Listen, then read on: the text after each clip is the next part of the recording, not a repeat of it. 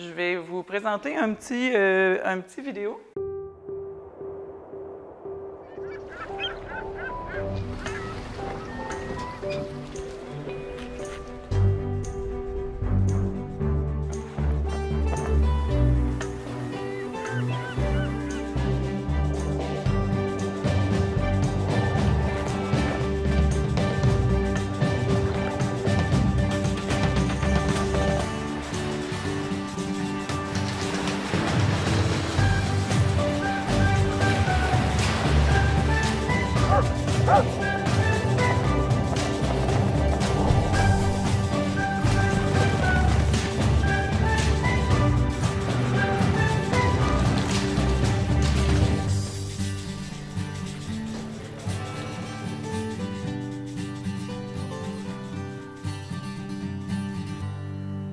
J'ai fait des treks plus extrêmes dans ma vie et ce qui me manquait, c'était la bonne bouffe, le bon vin et la joie de vivre.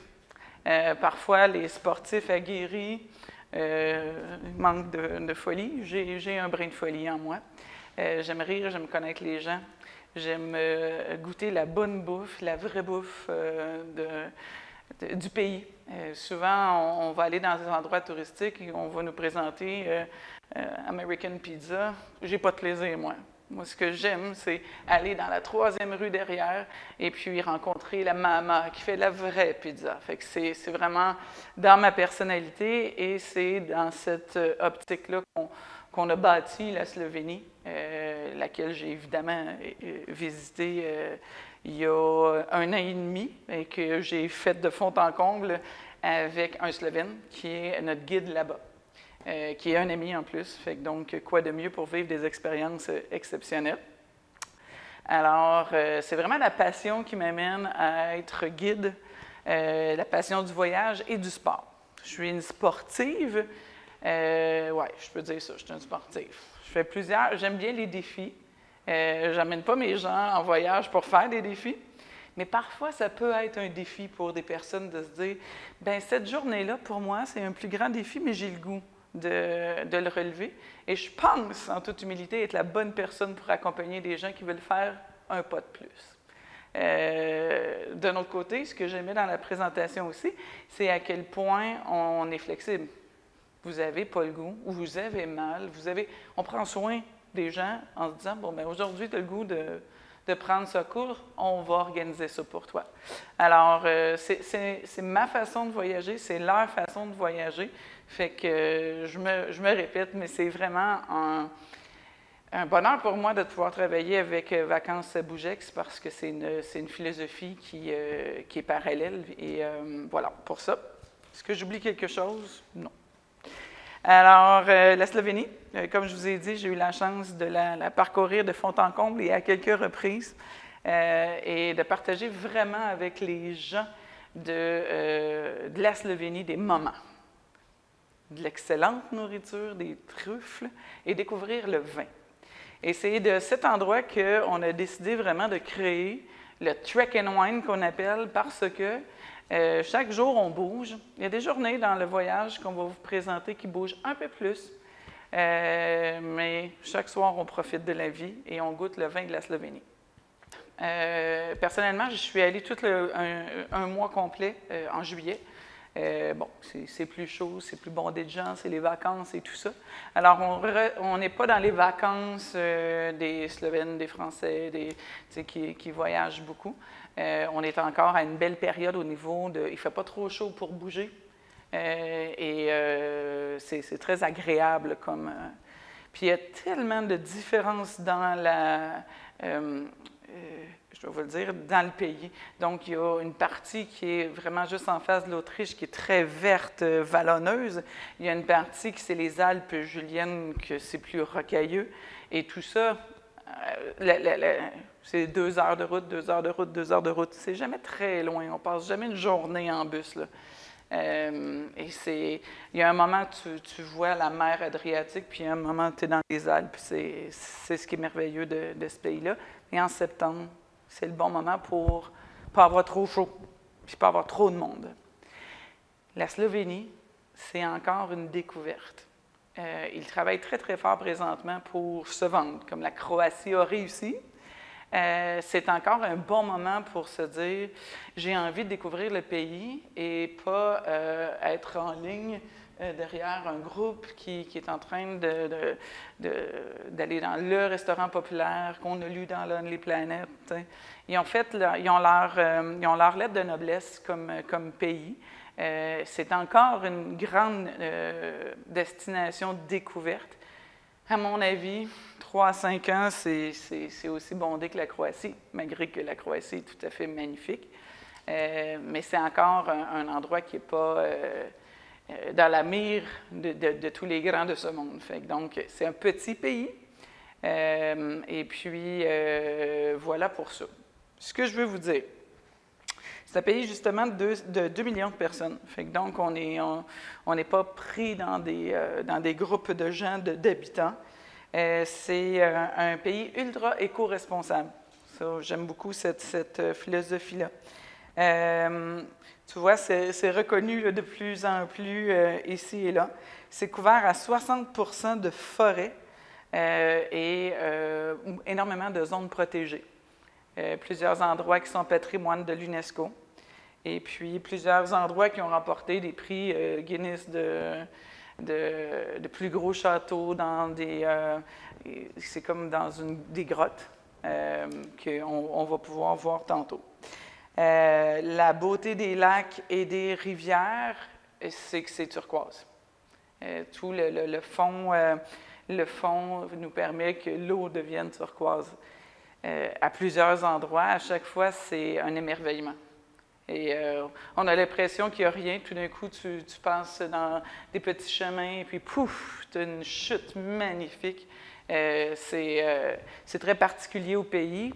Il y en a aussi tout près de la Croatie. Mais chaque moment, c'est un plaisir pour les yeux. Et c'est ça dans tout le pays. Alors, le voyage jour après jour, c'est ainsi. Donc, on arrive en Slovénie, accueil, transfert, et puis on arrive du côté de Ljubljana, qui est plus ou moins au milieu. Et puis, on s'en va vers la région qu'on dit Istria, la ville de Maribor. Maribor, c'est une des vieilles villes de l'endroit, où on mange merveilleusement des truffes extraordinaires. Ils ont une crème de champignons qui n'a rien à voir avec nous, mais qui est exceptionnelle. Cette région-là, c'est là où il y a, entre autres, il y a beaucoup de vignobles. Ils disent que c'est âgé de plus de 440 ans. Il y en a une qu'on va visiter qui, maintenant, son look est moderne. Ils sont rendus à la 5e génération de femmes qui ont entretenu le vignoble. Et puis, ils ont même un vin qui s'appelle Sibon, qui a été nommé par Napoléon. Napoléon est allé sur leur terre, et puis en goûtant leur vin, il a dit « c'est si bon », et là, ils ont trouvé ça être extraordinaire, fait qu'ils ont gardé depuis des centaines d'années ce vin. C'est là la jeune femme qui est la 5e génération qui tient ça, ils sont d'une passion et leur façon de nous exprimer leur passion est exceptionnelle. Alors, c'est ça. Fait que donc, on va arriver, temps libre pour se reposer, s'installer. On fait une petite balade. On a le souper ensemble, le cocktail de bienvenue. On s'installe. Donc, c'est ça. Évidemment, je vois les mots époustouflants, c'est toujours ça. On va dans une vallée qui s'appelle Vallée de Logar. C'est une des plus belles vallées glaciaires.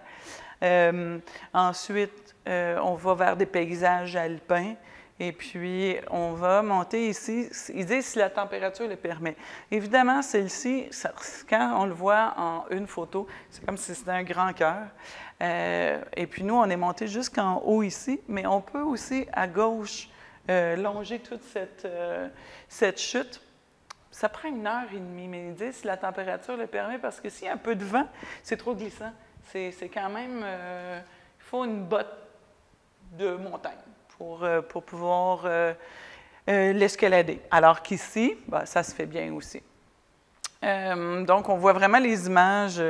Pouvez-vous croire que c'est mon cellulaire qui a pris cette photo-là? C'est incroyable, hein? Oui, oui, c'est vraiment magnifique. Et ça, c'est tout ça dans une promenade, c'est comme des minibus, là, tu sais, et puis, c'est ça, on prend ça, et puis effectivement, on était arrêtés quelques fois parce qu'on était « Ah, mon Dieu, c'est magnifique! Est-ce qu'on peut arrêter prendre une photo? » Oui, oui, oui. Les autres, ils sont tellement fiers de leur pays que ça les fait plaisir aussi à ce niveau-là. On est arrêtés, puis on a ça de prévu dans l'horaire, dans une ferme comme ça, où ils nous reçoivent. Puis qu'il y a une bonne soupe maison, et puis le monsieur nous raconte comment il fait ses saucissons. Moi, j'ai un petit côté végé, fait que il y a un moment que j'ai fait comme « Wow! » Mais bon, il faut goûter, c'est ça la beauté des choses. Fait que donc, cette journée-là, c'est encore une journée où on visite plusieurs endroits différents, avec un panoramique différent, qui nous dirige. Tu peux continuer des photos? Ça, c'est toujours le lac Bled, c'est où on dort. Fait que donc, c'est vraiment l'endroit où on va dormir. Fait que cette journée-là, on va voir, bon, les canyons et tout ça. Jour 4, c'est la grosse journée. La grosse journée où on monte. Fait que c'est la journée où, si vous n'avez pas le goût de faire du sport, c'est la journée où vous m'annoncez que vous décidez de rester en bas. Mais évidemment, moi, je vous dirais que c'est un incontournable, que c'est... on y voit tellement de belles choses. Fait que donc, c'est sûr que cette soirée-là aussi, le groupe dort dans des refuges en haut. Des refuges, on va les voir tantôt, mais ça ressemble vraiment à des chalets suisses où c'est plus rudimentaire, mais ça fait partie de l'expérience. Cette journée-là, on a quand même presque 5 heures de montée. Évidemment, on suit le groupe, mais ce n'est pas une montée comme ça non plus. Tantôt, on parlait d'être actif. Il faut être actif, mais cette journée-là, on la sent bien. Là. Le soir, quand on dort, on sait pourquoi on dort. C'est vraiment une journée où on a... Mais chaque moment qu'on avance, ils appellent ça les 7 lacs. On voit, oups, à cet endroit-là, tel lac, tel... Et on a un guide spécifiquement pour la montagne. Notre guide de la Slovénie nous laisse pour 2 jours, vient nous chercher le lendemain, parce que là-bas, il faut avoir ses cartes pour être guide dans cette partie-là. Ne s'y aventure pas qui veut. Donc, c'est ça. On m'a demandé dans d'autres rencontres aussi, OK, si jamais il m'arrive quelque chose, c'est du hermétique de ce monde. C'est vraiment c'est vraiment des montagnes. Et puis, moi, je suis allée en juillet, puis il y a un moment où on voit de la neige. Fait que dans ces 2 jours-là, il faut quand même prévoir un petit manteau, on va appeler ça des doudounes, là, un peu plus chaudes. Il faut amener, vous voyez, là, on est en juillet. Mais il y a un moment, quand on approche les montagnes qui sont là, c'est un peu plus froid. Vous voyez qu'il y a beaucoup de gens qui font de l'escalade de tout âge dans cet endroit-là. Fait que cette journée-là est vraiment plus remplie de marches, mais pour moi, encore une fois, ça fait partie de mes plus belles photos de voyage. C'est vraiment magnifique. Sinon, fait que donc, jour 4, c'est une journée qui est plus demandante. Jour 5, c'est moins demandant, puis on a plein de beaux cadeaux en fin de journée. On descend. D'abord, la descente, c'est beaucoup moins demandant au niveau physique. Si vous avez des genoux qui sont un peu fragiles, il faut quand même penser à avoir les bâtons. Mais la descente n'est pas aussi abrupte, dans le fond. Fait que donc, on déjeune tout en groupe et on repart pour la descente. On va dans la vallée de, vous voyez, Zadniacha. Les C, ça va être Tcha. On dit au revoir à notre guide et puis on reprend la minivan pour aller voir une des plus grosses chutes là-bas. Et puis, par la suite, on dit, l'eau provient du haut de la montagne Canin. Il y a une de ces rivières qui part de l'Italie. Encore là, c'est une grande fierté pour eux de raconter toute l'histoire parce qu'elle traverse l'ensemble du pays, mais elle part de l'Italie. Et puis, donc voilà, on prend un lunch, on continue jusqu'à la frontière de l'Italie et puis on visite un autre vignoble qui est d'excellent vin aussi. On est hébergé dans un château médiéval. Il est petit. Il a été complètement rénové. Et puis, il y a une excellente table avec leur cave à vin à eux. Presque tous les endroits ont leur propre vin. C'est un peu comme à l'Italie, justement. Quand tu arrives, ils te reçoivent comme si tu étais dans leur famille, et puis ils sortent leur vin qui n'est pas toujours commercial. Fait qu'on voit le petit château, puis on voit aussi que c'est vraiment une région viticole. Donc, voilà, quoi de mieux que des barils. Puis on voit que c'est une des très bonnes tables qui est servie dans le château de la région. Il y a Lubiana qui est quand même un autre endroit où la table est exceptionnelle. La matinée, on va dans le vignoble. Petit déjeuner, on va vers le pays karstique. Bon, c'est l'endroit où il y a les grottes souterraines. Il y a plus de 8000 découvertes par les j'ai toujours de la difficulté à le dire, spéologues, mais seulement 20 d'entre elles on peut les visiter. Et puis, donc, on va en visiter une. C'est immense. Et puis, il y a des scientifiques qui viennent de travers le monde. Tu les vois travailler encore autour de ça. Cette journée-là aussi, on va aller voir une des attractions majeures de la Slovénie, c'est les chevaux blancs. Vous l'avez vu dans la vidéo. La visite de la ferme, et puis là, tu arrives, puis là, tu as les chevaux blancs. Ça ressemble aux chevaux de Cavalia. Tu sais? C'est un peu comme un rêve quand tu les regardes aller. Oui. Fait que tu dis, je vais aller voir des chevaux. Mais il y a toute une histoire sur ces chevaux-là. Et c'est vraiment magnifique de voir comment ils se comportent. Et puis, bon, évidemment, ils nous donnent plus ou moins un spectacle aussi. Là. Fait que donc, c'est ça. Et puis, après cette visite-là, à la fois dans les grottes, les chevaux, on va vers une forêt où il y a des êtres magnifiques qui fait partie du patrimoine de l'UNESCO. On va aller marcher dans les sentiers parce que c'est un incontournable. Et puis, c'est grandiose, vraiment, au niveau de cette beauté-là.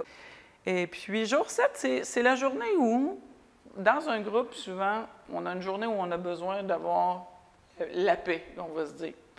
Si vous avez le goût d'être en groupe, il y a le groupe, c'est cette journée-là où vous pouvez vous poser ou suivre le groupe. Alors là, on est dans la mer Adriatique. Piran, c'est classé monument historique, architecture médiévale. C'est l'Europe à son meilleur. Si vous êtes allé en Europe, on ressent vraiment les toitures rouges. Et la mer Adriatique, c'est magnifique. C'est la Croatie, c'est aussi la Grèce, la mer Adriatique, donc c'est très joli. Ils sont fiers d'avoir un des célèbres violonistes qui est né là. Il y a comme un monument pour lui. C'est aussi un village de pêcheurs. On voit arriver les gens avec leurs poissons et tout. Nous, il y a des endroits, des petits restaurants où tu peux demander de te le faire frire et puis de manger là. Évidemment, il y a tous les restaurants qu'on peut s'imaginer. Mais il reste que la chaleur du bon pêcheur qui arrive avec son poisson et puis le manger sur le grill, ça a son cachet. Et puis, évidemment, il y a des marchés de tous les terres agricoles autour où on peut s'acheter des fruits, des légumes et tout ça. Fait que, donc, c'est ça. Ça bouge, c'est une ville un petit peu artistique aussi, je dirais. Fait que donc, on voit que c'est bien entouré d'eau, fait que ça fait du bien de s'y poser. Tour de la péninsule. On va aller faire un petit tour en Croatie parce que c'est sur la frontière de la Slovénie, mais aussi parce qu'il y a un des vins que tu dis, il faut goûter à ça dans la vie. Là. Fait que donc, le vin doux qui s'appelle le Muscat. lui aussi, j'en ai apporté quelques bouteilles dans mon histoire. C'est un des très bons vignobles dans la ville. Définitivement, on va aller visiter. Il y a une petite ville médiévale qui est juste à côté. Les vieux murs, les histoires, l'église. Donc, c'est ça. C'est encore une fois un endroit, bizarrement, j'appellerais ça à la blague Val-David, là, mais c'est vraiment, il y avait un paquet d'artistes qui se sont rassemblés là. Et tu te promènes dans les petites rues, puis tu vois les artistes, tu le sens, tu le vois sur les murs, il y a de l'artisanat et tout ça. Fait que c'est vraiment l'endroit où, si vous voulez ramener des souvenirs qui sont très typiques, c'est l'endroit à le faire. Vous pouvez savourer les truffes, les fromages bleus. Et puis, les spécialités locales. Donc, c'est ça. Et puis, en après-midi, on revient sur la côte adriatique croate. La côte adriatique croate, moi, j'ai été émerveillée par la grandeur, la largeur, la couleur. J'ai arrêté souvent, juste pour regarder. Dans les mers, dans la beauté des mers que j'ai vues, la mer Adriatique, pour moi, est une des plus belles. Alors, on voit les photos de... La beauté de ce château-là, c'est qu'il y a des galeries souterraines en arrière. Lorsqu'ils se battaient, c'est les Érasmes, les chevaliers Érasmes, eux autres, ils se poussaient dans les galeries, fait qu'ils gagnaient toujours parce que c'était comme des tunnels secrets et on a la chance de pouvoir aller voir ça. Encore là, cette balade-là, elle est prévue à l'horaire, mais mettons, vous dites, moi, ça ne me tente pas de voir l'intérieur, il reste que c'est un choix. Est inscrite, tu vois, dans le livre des records Guinness comme étant le plus gros château bâti dans une grotte. C'est très humide. Mais on voit vraiment le côté très médiéval de cet endroit-là. Et moi, je n'avais pas vu de château dans une grotte dans ma vie, et Dieu sait que j'ai eu la chance de voir quelques châteaux. Donc, c'est ça. Après ça, on va aller dans une petite ville pour nous diriger vers la vieille ville. Donc, l'atmosphère joyeuse, l'architecture, etc. Ça ressemble un petit peu à Maribor, mais avec un côté plus festif. Cet endroit-là. Ça va vite, hein? Ljubljana, c'est la plus grande ville, c'est d'où on arrive en avion et où on revient. Et puis, c'est l'endroit où il y a des grands restaurants. Il y a des très, très grands restaurants dans la partie de la vieille ville. Et c'est l'endroit où on va probablement manger le château médiéval et Ljubljana, où on peut manger une table exceptionnelle, qui est de renom. La vieille ville est plus calme avec des musiciens ici et là. Si vous voulez faire la fête, il y a une partie de la ville où là, c'est autre chose. On y goûte aussi de plus en plus des bières dans cette partie-là. Si vous aimez moins le vin, c'est vraiment... Il y a des bières à travers le monde, mais ils ont commencé, eux autres, à en faire un petit peu. C'est pas leur plus grande force, mais bon, si on aime la bière, c'est l'endroit où on va le découvrir. Et puis, voilà. Le séjour inclut donc billet d'avion, le transfert, le transport quotidien, les guides accompagnateurs francophones, qui est moi, pendant toute la durée du voyage. Il y a définitivement le guide qui est aussi de là-bas. De nuit d'hébergement à Maribor. On dit 4 étoiles. Je veux juste nommer que les 4 étoiles en Europe, c'est pas la même chose qu'ici. Fait que je veux vous faire savoir. Parce qu'il reste que la Slovénie, on n'est pas à Paris, là. Au niveau des étoiles, c'est des très bels hôtels, mais parfois, je vais vous dire, ça peut ressembler à... Certains hôtels vont être avec l'histoire un peu vieillot, mais il y a des hôtels qui vont ressembler à Best Western. Là. Il y a comme un endroit où c'est pas à dénigrer, mais c'est juste vous dire que, voilà. Une nuit d'hébergement au lac Bled, magnifique. Et après ça, c'est l'endroit, ça c'est la nuit où on dort en refuge. 4 à 6 lits, c'est une expérience. C'est dans une station alpine. Le guide de montagne pendant 2 jours, une nuit d'hébergement dans la région viticole, 3 nuits d'hébergement sur la côte adriatique, qui est le Porto Rosso, les autres, ils parlent vraiment plus comme à l'italienne. C'est vraiment, moi j'ai dormi là, c'est très chaleureux, ça fait auberge, bed and breakfast. Les gens, ils sont très accueillants à cet hôtel-là. C'est vraiment, tu vois, il y a moins d'étoiles, puis je le qualifie vraiment comme plus. Par la suite, bon, on a un souper à Lubiana, dont je vous ai parlé que c'était une excellente table.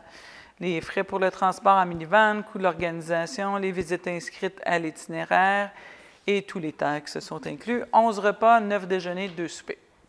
Voilà pour ça. Selon les choix que vous avez, tu sais, comme tantôt, le château. Si par exemple, vous n'avez pas le goût de le voir, de rentrer dedans, c'est un choix. OK. Mais l'inverse, on doit payer l'entrée. Tout à fait. Oui. Alors, les visites ne sont pas incluses. Certaines visites ne sont pas incluses. Ah oui, mais vous allez voir, c'est tout indiqué. On a aussi les valeurs qui sont indiquées. Les repas non spécifiés, donc chaque soir, mettons, là, on a 2 soupers qui sont inclus, mais chaque soir, on a une liste de restaurants, puis on fait soit un choix en groupe, soit individuel, etc. Mais on a vraiment tout essayé, les restaurants, puis on se dit, OK, celui-là, voici ce qu'il y a dedans, qu'est-ce que vous avez le goût, voilà. Vous allez voir, je pense que c'est indiqué dedans. Je peux pouvoir vous le... Vous voyez, bon, justement, dans les jours, activités facultatives, on avait une visite des chevaux blancs. Tu vois, ça, c'est 12,90 $, c'est un choix. Entrer dans les grottes, c'est 20 €. Souper au restaurant, on vous donne les suggestions, mais vous avez en moyenne 35 €, boissons non incluses. Jour 7, Piran, le dîner. Il y a un dîner qui est... qui est là, mais on prévoit un endroit où ce que vous pouvez, à ce moment-là, tu sais, si vous me dites, ben moi, là, je suis plus du genre à manger une baguette avec du fromage, on règle, mais sinon, il y a des endroits qui sont suggérés. Il y a des suggestions pour les soupers, il y a des fruits de mer et des poissons. On a aussi dans notre liste de suggestions, si vous me dites, ben moi, voici, mon budget serait ça, on a toujours une liste pour vous aussi. Pas moyen d'avoir le budget total de tout ce que le voyage nous permet de faire. Si par exemple, vous dites que je fais tout, je dirais que c'est autour de 5 000. Puis j'exagère. Là, ouais. Vous ramenez du vin. Là. Oui. Par la suite, ben, ce que je veux juste vous dire, parce que les gens nous demandaient, bon, ben, est-ce que j'ai un entraînement à faire? Est-ce que c'est sûr que c'est un voyage actif. À tous les jours, on marche. Il y a 2 journées où on a plus une montée en montagne. Il y a des informations qu'on va mettre sur le site qui va parler de quoi mettre dans votre sac à dos, si c'est un sac à dos. Quoi apporter, définitivement. Est-ce qu'il me faut des bottes? Est-ce qu'il me faut... qu'est-ce qu'il me faut comme habillement par rapport à l'ensemble des choses qu'on fait? Et puis, on a même des programmes pour vous dire, bien, si on part dans 3 mois, voici ce qui serait bon de faire comme exercice pour être bien lors de la montée, par exemple. Pour les blessures, ce qu'on met dans notre sac à dos, entraînement. Question? Le réglage, c'est-tu l'équivalent de monter de Mont-Washington? Ah non, non, non. Oh, non, non, non. Non, non. Non, non, non. Mon choix. Non, non, c'est quelque chose, monter le Mont-Washington. C'est 8 heures de montée. Fait que donc, non, c'est la moitié. Et puis, c'est pas aussi abrupt. Puis, on est 2 guides. Moi, je suis une guide de montagne. On a le guide qui est là. Il y a toujours une personne derrière, il y a toujours une personne devant, puis il n'y a personne qui est pressé. C'est vraiment une philosophie pour moi. Puis tous les groupes que j'ai été avec, c'est toujours moi qui est en arrière. Parce que je ne veux pas que personne se sente pressé. Je veux que les gens admirent la beauté. Il y en a qui sont sportifs puis qui veulent se rendre en haut le plus vite. C'est un choix. Moi, j'apprécie chaque chose et j'apprécie aussi que les gens aient une expérience positive puis non souffrante. Est-ce que vous aimez le vin? Ce qui est exceptionnel, c'est vraiment... Alors ça, c'est le vin de l'Italie. Je l'ai pris parce que c'est en Vénétie. Fait que c'est la même hauteur parce qu'il n'y en a pas ici, malheureusement. Et il m'en restait plus. On les a bu. Puis on a vraiment essayé. J'ai un ami qui a un restaurant pour les faire importer. Et puis, ils ne sont pas rendus là, malheureusement. Oui, bien, j'aime beaucoup faire découvrir les pays, mais l'une des choses qu'on m'attribue, c'est que souvent, on va rencontrer des gens, on va avoir un échange humain qui est... tu sais, les groupes de vin, c'est pas trop gros pour vivre une expérience. Tu sais. Quand on arrive dans un restaurant, il y a un des restaurants que je me rappelle, et il nous a fait comme 2 grandes tables, puis le monsieur, derrière son restaurant, c'est un jardin. Fait qu'on est parti table par table pour aller chercher nos légumes. Et puis, puis vraiment... Parce qu'évidemment, la langue, il parle très, très peu anglais. Fait que c'était l'échange. Le guide, il fait toute la différence. Et puis là, bon, on nettoie, bon, après ça, il vient nous asseoir. Là, lui, il faisait de la bière. Fait que là, il a été chercher de la bière. Puis là, il nous a fait goûter sa bière. Puis lui, c'est un menu évolutif, dans le fond. Fait que donc, est-ce que t'es plus viande? T'es plus viande. OK. Fait que là, qu'est-ce que tu penses? Garde, j'ai ça. Ça fait que donc, il faisait choisir comme ça. Mais un groupe de 20, ça te permet de vivre ça. Plus gros groupe, c'est autre chose, tu sais. Mais lui, il y avait de la musique aussi très typique, qui est de l'accordéon, beaucoup d'accordéon. Et puis là, tu sais, on a pris un petit verre, tu comprends? Puis il y avait comme, ça ressemblait à de la grappa un peu, là. C'est très chaud. Et puis là, bien, la fête a commencé dans le sens où, c'est pas que les gens ont dansé et tout, mais tu sais, le festif, c'est ça, c'est quelque chose que moi, j'aime beaucoup vivre avec les gens, puis naturellement, le fait que j'aime bien la vie, mais ça se ressent et tout, fait qu'il y a un partage humain qui, je pense, qui fait que ça devient unique, les voyages comme ceux-là. Parce que tu n'es pas dans un grand autobus à attendre un grand groupe puis à vivre quelque chose d'ultra touristique. C'est que tu t'en viens vivre une expérience d'un pays, d'un peuple, d'une bouffe. C'est ça.